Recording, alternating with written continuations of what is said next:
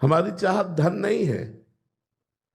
अगर धन से वस्तुएं न मिलती तो धन का कोई महत्व नहीं होता। सी चार बातें देख लो सब लोग। सुख जिसमें दुख का लेश ना हो, दुख का बिल्कुल लेश ना हो। प्यार जो मुझे करता हो, मेरे शरीर से नहीं, मेरी वस्तुओं से नहीं, मुझे प्यार करता हो, ऐसी दृष्टि नहीं है। शांति जिनमें किंचन मात्र भी अशांति ना हो और मैं मरूं नहीं, ये हमारे भगवान के लक्षण है।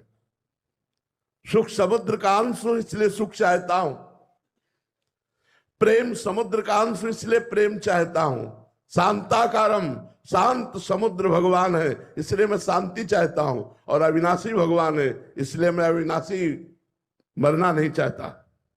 ये चारों बातें प्रमाण देती है कि हम भगवान के बच्चे हैं, हम भगवान के अंश हैं।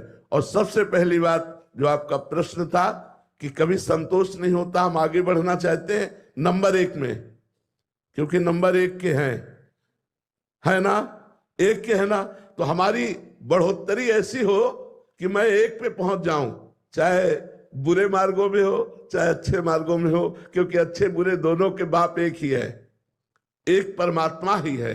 तो हमारी अंदर की चाह परमात्मा है ना कि विषय। सुख, प्रेम, शांति और अविनाशी ये परमात्मा में है।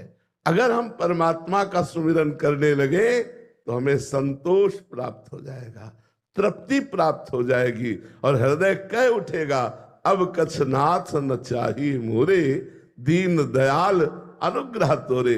नहीं तो चाहे जितने रुपए हो जाए, चाहे जितना वैभव हो जाए, चाहे जितना भोग भोग लो, कभी ऐसा नहीं कह सकते कि अब कछु नाथ न चाही मोरे। ये तभी होगा जब भगवान का नाम जप करोगे और भगवान के चरणों का हृदय में स्पर्श प्राप्त होगा भाव के द्वारा, तो रोम रोम आपका नाच पड़ेगा। जैसे मीरा जी कहती, पायो जी पायो मैंने राम रतन धन पायो।